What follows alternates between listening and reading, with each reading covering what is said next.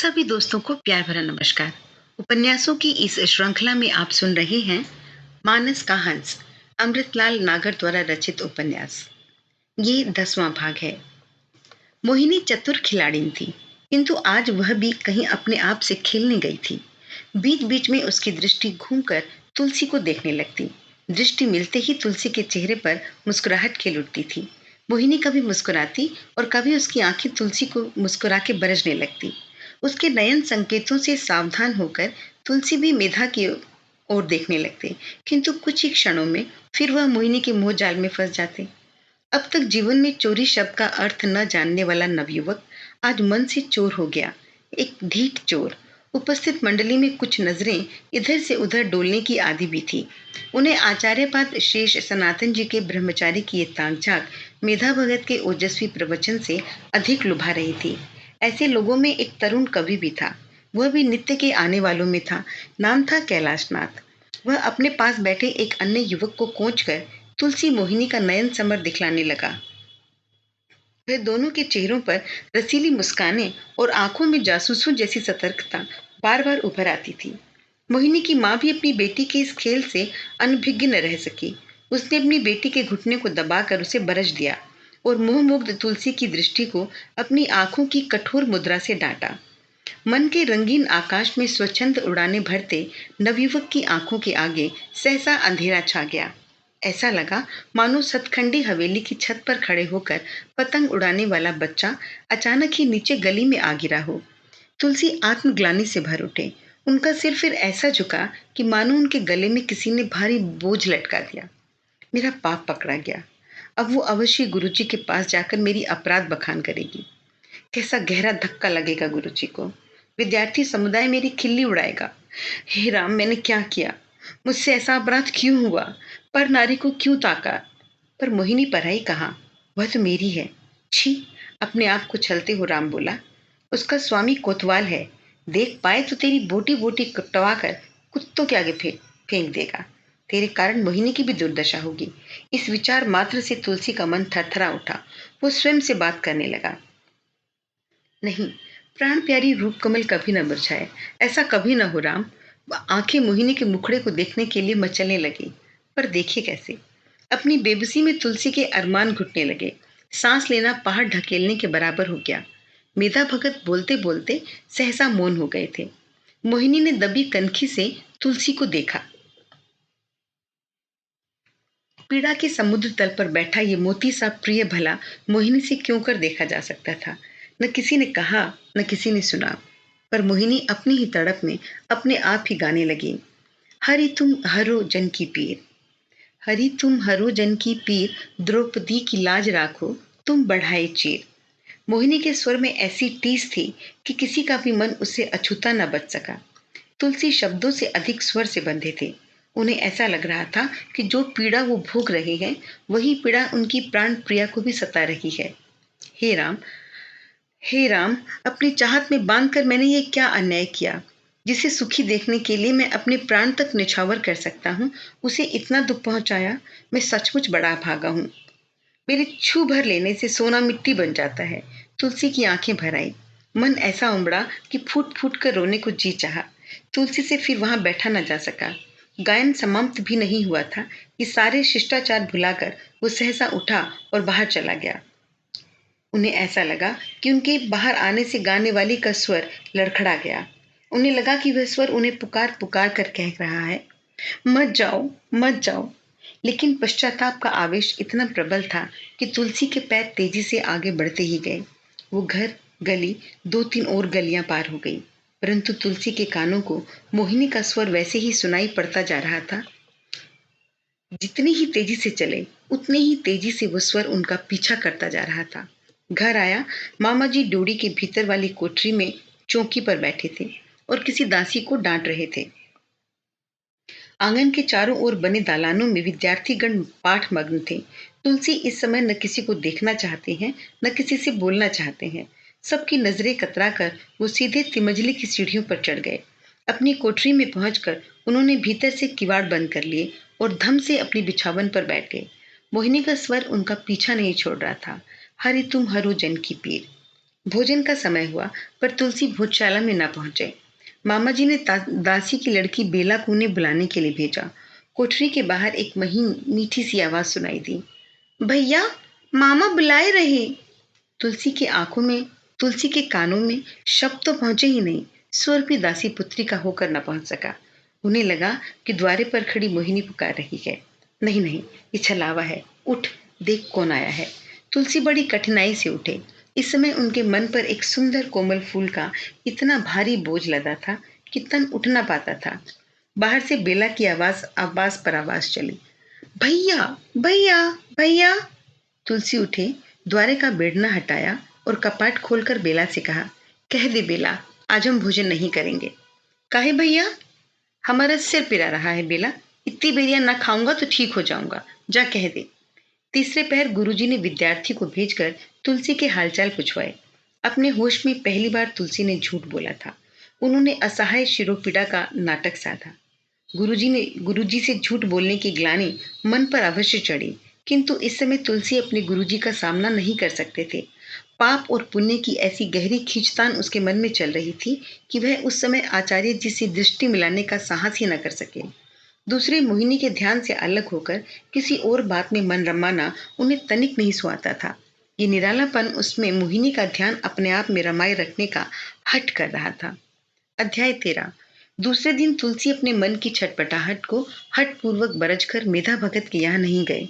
उन्होंने सारा दिन अपने आप को अध्ययन में व्यस्त रखने का भरसक प्रयास किया, पर अनमने ही बने रहे। पोथियों के पृष्ठों पर उन्हें अक्षर नहीं, मोहिनी दिखलाई पड़ती थी। कहीं झप से आंखों में आंखें डालकर मुस्कुराती हुई वो अपना रुख पलट देती, कहीं तिरछी कनखियों की मिठास छितराकर उनके सारे तन मन को अनुराग रंजित कर देती, कहीं आंखों ही आंखों में अपनी ओर न देखने के लिए बरज कर तुलसी का मन मोह लेती। प्रबल आकर्षण में प्रिया के अनेक रूप आंखों के सामने आ आकर तुलसी को अपने जादू से बांध जाते। पोथियों पर लिखे शब्द अपना धर्म त्याग कर रस धर्मी हो जाते। अथा तो ब्रह्म जिज्ञासा तुलसी के लिए अथा तो मोहिनी जिज्ञासा बन जाता। प्यार की दुनिया में व्यवहार की दुनिया अपना रूप और ध्वनि बदलकर कुछ और ही बन जाती है। कभी आह, कभी मुस्कान, कभी मिलने की चाह, बस सभी में तुलसी तड़प तड़प उठते। नंददास, गंगाराम आदि निकटतम मित्रों ने दो एक बार पूछा भी, परंतु उन्होंने कोई उत्तर न दिया। उनके उतरे हुए चेहरों को देखकर मामा जी बोले, जान पड़ता है मेधा के छुतहे रोग ने हमारे रामबोला को भी ग्रस्त लिया है। अबे फिर कहता हूँ, इस भगतबाजी के चकलस में मत पड़। यूं कहने सुनने की बात और है, पर व्यवहार की दृष्टि से देखें तो भगवान की भक्ति और परनारी प्रेम में पड़कर मनुष्य की एक ही दशा होती है। वो क्या? वो निकम्मा हो जाता है। नंददास सुनकर हंस पड़ा और बोला, धृष्टता क्षमा करें मामा, जान पड़ता है आपने कभी न कभी परनारी से अवश्य ही प्रेम किया होगा, अन्यथा ऐसे गहरे भेद की बात भला आप क्यों कर बतला सकते थे। मामा हंसने लगे और कहा, अरे गांव नहीं गया तो क्या, कोस तो गिने हैं। बताए देता हूँ बच्चों, यदि दुनिया में सफल होकर रहना चाहते हो तो इन दो बातों पर कभी गंभीरता से अमल मत करना। तीसरे दिन तुलसी ने अपने मन को बहुत बरचा, किंतु उनके पैर अपने आप ही मेधा भगत के निवास की ओर बढ़ गए। उस दिन आंखें बार बार द्वार की ओर दौड़ती रही, पर मोहिनी नहीं आई। लोगों के आग्रह से उन्होंने मीरा और कबीर के भजन भी गाए, पर आज उन्हें गायन में सुख न मिला। तुलसी के कंठ में विरह पीड़ा व्याल सी लिपटी थी। भक्त मंडली सुनकर आत्म विभोर हो गई, परंतु मेधा भगत ने स्वगत भाव में केवल इतना ही कहा, हे राम, नारी के विरह में जैसी टीस कामी के कलेजे में उठती है, वैसे ही मेरे कलेजे में अपने लिए भर दो। तुलसी को लगा कि भगत जी ने उसके मन के पाप को पहचान लिया। इससे उसके मन में अपार लज्जा और असह्य ग्लानि का बोध हुआ। कहाँ जा रहा है रे राम बोला, हीरा छोड़कर कांच की चमक ने लुभाया है। तुलसी मन में सोच रहे हैं। सोचकर आंखें भर आई। कल्पना में विराजी सीताराम की छवि ऐसे हिल रही थी जैसे पानी में परछाई, और उस परछाई के तल में एक और स्पष्ट प्रतिबिंब था जो तुलसी की भावना के अनुसार भय से कांप रहा था। कानों में एक वाक्य भी सुनाई दिया, मैं तुम्हारे राम को तुमसे नहीं छीनूंगी, तुम अपने को मुझसे मत छीनो। छल है, छल है, चेत रे मन, आगे चल। इस नगरी में तुझे वो वस्तु नहीं मिलेगी जिसे तू चाहता है। प्रेम किए जा रे दीवाने, ये मत सोच कि जिसे तू चाहता है वह भी तुझे चाहेगा कि नहीं।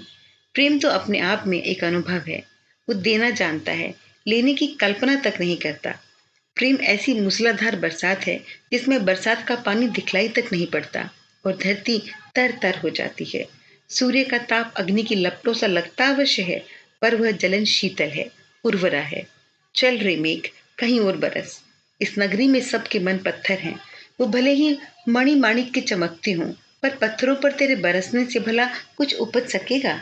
नहीं नहीं राम, अब लोकपणा में नहीं फंसूंगा। ये नारी के रूप के समान भले ही कितनी लुभावनी क्यों ना हो, पर विष तो विष है। मेधा भगत अपने आप से बतियाते हुए आंखें मूंदे बैठे थे। उनके भक्तों के लिए उनकी बातें एक ऐसा रहस्य मात्र थी जिसे भेद कर मर्म पहुंचाने की विशेष लालसा किसी भी लोक व्यवहारी पुरुष में नहीं होती। थोड़ी देर में भक्त मंडली अपनी बातों में रम गई। आज कोतवाल साहब की लड़ती नहीं आई। कोतवाल साहब ने मना कर दिया होगा। काशी में इसके टक्कर की दूसरी गाने वाली नहीं है। क्या कहें, ये मोहिनियां अब तक हमारी हो चुकी होती। मैंने 10,000 सोफी की सोने की असरफियों पर इसका सौदा किया था, पर तब ये कोतवाल निगोड़ा जाने कहां से आ पटका। बूढ़ा बैल इस पर जान देने लगा। मैं हाथ मल कर रह गया। बस तभी से मेरे मन में बैराग उपज गया, सब मोह माया छोड़ दिया। बाकी मोहिनी मन से उतरती ही नहीं। ये विद्यार्थी भी बड़ा राम भगत है। एक दिन देखना, मेधा जी के समान ही नाम करेगा, देख लेना। ये राम भगत नहीं भैया, मोहिनी भगत है, मोहिनी भगत। बूढ़े की रखैल इसकी चढ़ती जवानी को दाना चुका रही है। सच, हमने अपनी आंखों से देखा है। मोहिनी इस लड़के को देख देख कर आंखें मारती है, मुस्कुराती है। तुलसी अपने पीछे बैठे हुए दो मनुष्यों की ये दबी दबी स्वरों वाली बातें सुन रहे थे। मेधा की बातों से इन बातों तक ग्लानि का अथाह सागर फैल गया। मन कहने लगा, तुलसी, तेरी बदनामी फैल चुकी है। दुनिया कहने लगी है कि तू राम भगत नहीं। छी छी छी छी, क्या मोहिनी सचमुच मुझे जानबूझकर अपने आकर्षण पास में फंसाना चाहती है? वो चाहे या ना चाहे, तू तो फंस ही गया रे। नहीं, मैं नहीं फंसा। मेरा मन अब भी राम चरणों में लीन है। मैं ये कभी नहीं सह पाऊंगा कि लोग मुझ पर उंगली उठाकर कहें कि ये किसी अन्य का दास है। ये ग्लानि, ये पश्चाताप मैं कदापि नहीं सह पाऊंगा। हे राम, मुझे इस पाप पंख में पड़ने से बचाओ। राम, मैं तुम्हारा हूं, किसी और का नहीं। पर इन पश्चाताप भरे शब्दों की तह में भी मोहिनी का आकर्षण अंगद के पांव की तरह जमा था। तुलसी को स्वयं ही लगता था कि उनके ग्लानि और पछतावे के भाव मोहिनी के ध्यान के सामने यदि झूठे नहीं हैं तो फीके अवश्य हैं। ऊहापोह में फंसते फंसते मन यहाँ तक पहुंच गया कि राम का ध्यान करे तो मोहिनी की छवि दिखलाई पड़े। छिटक छिटक, कहाँ जा रहा है रे मन? भाग भाग। तुलसी सचमुच भाग खड़े हुए। वह वातावरण उन्हें काट रहा था। गली के मुहाने पर एक युवक ने बड़े आदर से उन्हें प्रणाम किया, किंतु तुलसी ने ध्यान न दिया। युवक ने उनके कंधे को छूकर उनका ध्यान आकर्षित किया और कहा, आज आप बड़े जल्दी चल दिए। इस युवक को तुलसी ने मेधा भगत के यहाँ कई बार देखा है, किंतु परिचय नहीं था। एक अपरिचित परिचित के टोकने से तुलसी ने सहसा कड़े संयम से मन की लगाम साधी। यथाशक्ति प्रसन्न मुख बनाकर कहा, मुझे एक काम है। आपने जब से बटेश्वर के भूतों को मिथ्या सिद्ध किया, तभी से मैं आपसे मिलना चाहता था। भगत जी की यहाँ अब आपकी उच्च कोटि की भावुकता से भी मैं बड़ा प्रभावित हूँ। कई दिनों से सोच रहा था कि आपसे बात करूं, पर वहां तो ऐसा रस बरसता है कि मन में उठने वाली बहुत सी विचारें, बहुत सी बातें बिसर बिसर जाती हैं। ध्यान साधते साधते भी उड़ जाता। कुछ सुना, कुछ न सुना। चेहरे पर रूखी यांत्रिक मुस्कान आई। हाथ जोड़े और कहा, अच्छा तो मैं चलूं? उड़ी उड़ी आंखें, खोया खोया चेहरा। युवक ने अचानक मुस्कुराकर कहा, जान पड़ता है आपकी जोड़ीदार नहीं आई आज, इसी से आपका मन ठिकाने नहीं।